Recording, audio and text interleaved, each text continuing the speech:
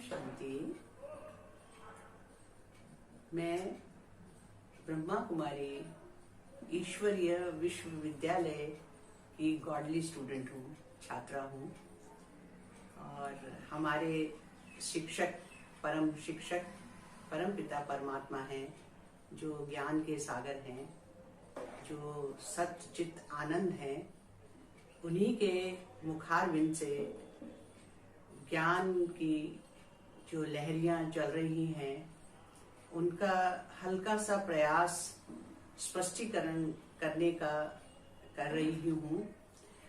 ज्ञान तो बहुत गुह्य है, गहरा है, लेकिन जो परमात्मा स्वयं जब हमारे शिक्षक बनकर हमको समझा रहे हैं, तो हमारी जो दिव्य बुद्धि का ताला पहले खोलते हैं। नहीं तो ये ज्ञान समझना इतना आसान नहीं है। तो जो ज्ञान के लिए 7 दिन का राजयोग सिखाते हैं, उसमें विभिन्न प्रकार के चित्रों की सहायता से समझाया जाता है। तो आज हम सबसे पहला जो इसका चित्र है, जहाँ से हम शुरू कर सकते हैं, उसको हम स्पष्ट करेंगे। छोटा सा चित्र है और छोटी सी ये क्लास होगी।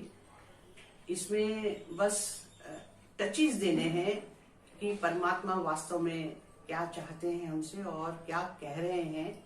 क्योंकि यदि हमें सूत्र मिल जाता है और ज्ञान के अभिलाषी हैं आप, तो अपने आप ढूंढेंगे उसको, और वो ढूंढा हुआ आपके काम ज्यादा आएगा। तो शुरू करने के लिए आज पहला लेसन समझ लीजिए, जो आत्मा का है। सबसे बड़ी पहचान ही परमात्मा ने हमको दी है कि मैं परमात्मा हूँ और तुम मेरे बच्चे आत्मा हो। संसार के जितने भी प्राणी हैं, जितनी भी आत्माएं हैं, वो सब परमात्मा की संतानें हैं।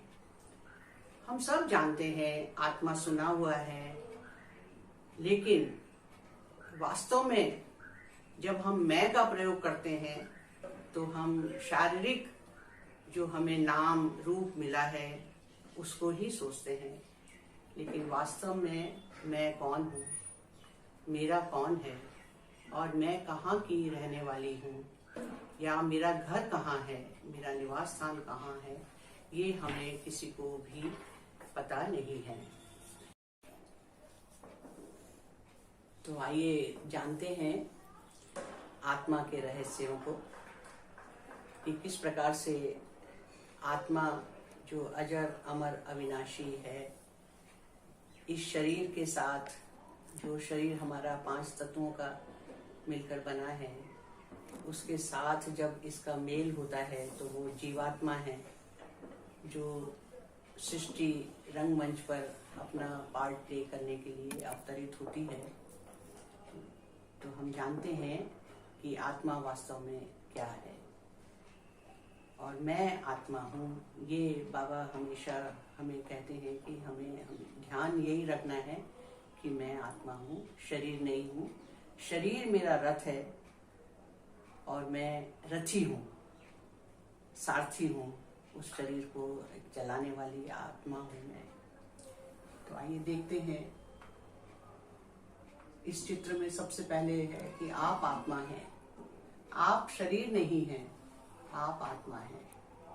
और आत्मा जो कि एक ज्योतिर्बिंदु है, सूक्ष्म ज्योतिर्बिंदु है, और आत्मा का स्वरूप वही है जो हमारे परमात्मा का स्वरूप है। परमात्मा भी सूक्ष्म ज्योतिर्बिंदु है, ऐसे हमारी आत्मा भी सूक्ष्म ज्योतिर्बिंदु है। और आत्मा की वो जो फैकल्टीज हैं, जिससे वो कार्य करती है, वो है मन, बुद्धि और संस्कार। इन 3 इनके समझ लीजिए मंत्री हैं। इन मंत्रियों के द्वारा आत्मा सारा क्रियाकलाप करती है अपना। आत्मा ही सुनती है, आत्मा ही बोलती है, आत्मा ही सोचती है, आत्मा ही करती है। और जब अपना कार्य पूरा हो जाता है, तो आत्मा ही इस देह का त्याग करके चली जाती है, दूसरी देह में वस्त्र जैसे हम बदलते हैं वैसे बदल लेती है। तो इस प्रकार से शरीर का महत्व इतना ही है कि वो आत्मा का रथ है, आत्मा उसके द्वारा अपने कर्म करती है, लेकिन वास्तव में आत्मा का ही बहुत महत्वपूर्ण योगदान है। आत्मा में जो मन, बुद्धि और संस्कार होते हैं, उन्हीं से मनुष्य अच्छे गुणों वाला बनता है, आसुरी गुणों वाला बनता है, दुर्गुण वाला बनता है, महान आत्मा है, पवित्र आत्मा है, पुण्य आत्मा है, धर्मात्मा है। हम शरीर को नहीं कहते कि धर्म शरीर है उसका या पुण्य शरीर है, हम हमेशा कहते हैं पुण्य आत्मा है, धर्मात्मा है, महान आत्मा है, श्रेष्ठ आत्मा है। और जो विकारों से ग्रस्त होते हैं उनके लिए कहते हैं भाई ये तो राक्षस है, ये तो विकारों में ग्रस्त है, ये तो बहुत मतलब उसकी ग्लानि करते हैं। तो ये आत्मा का ही रोल है, आत्मा ही जो अपने पार्ट बजाती है, आत्मा में ही जो संस्कार होते हैं उस हिसाब से हमारा जीवन चलता है। जैसे उदाहरण बहुत अच्छा दिया है बाबा ने समझाने के लिए कि एक गाड़ी है, आपके पास नई गाड़ी है बिल्कुल, और उसमें सब कुछ बिल्कुल परफेक्ट है, तेल भी भरा हुआ है, टायरों में हवा भी है और खड़ी है गाड़ी, लेकिन उस गाड़ी की कोई उपयोगिता नहीं है जब तक उसमें ड्राइवर न आ जाए। और ड्राइवर के लिए भी यदि आपने नई गाड़ी ली है तो आप उस गाड़ी को कभी भी अनाड़ी ड्राइवर के हवाले करना नहीं चाहेंगे। उसमें आप हमेशा चाहेंगे कि हमारी इस गाड़ी को चलाने वाला ड्राइवर बहुत कुशल होना चाहिए, जिसको ब्रेक लगाने आने चाहिए, जिसको स्पीड बढ़ानी आनी चाहिए, जिसको गाड़ी मोड़ना आनी चाहिए। तो इस तरह से परमात्मा ने हमारे अंदर इस शरीर रूपी गाड़ी का जो ड्राइवर है वो आत्मा है, और आत्मा जितनी ही हमारी सशक्त होगी, निर्णय करने में पारंगत होगी, तभी हम अपने जीवन की गाड़ी को चला पाएंगे। हमें पता होना चाहिए कि कहाँ हमें ब्रेक लगाना है, कहाँ मुड़ना है। यदि आपने जिंदगी का कोई गलत मोड़ ले लिया, आत्मा ने कोई गलत निर्णय ले लिया, तो आपका सारा जीवन ही अस्त व्यस्त हो जाता है।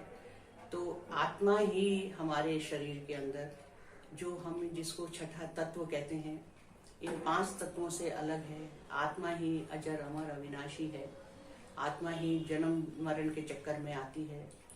आत्मा और परमात्मा में बस यही अंतर है कि परमात्मा जन्म मरण में नहीं आते हैं और आत्मा बार बार जन्म मरण लेती है। तो इस बात को आप समझकर कि मैं आत्मा हूँ और मेरा पिता परमात्मा है और ये शरीर मुझे आत्मा को मिला है कार्य करने के लिए, तो हमें भी एक निपुण ड्राइवर की तरह इस शरीर रूपी गाड़ी को चलाना है। और इसलिए हमें परमात्मा ने भेजा है इस दुनिया में कि आप अपना भी कल्याण करो और सबका कल्याण करो। ओम शांति।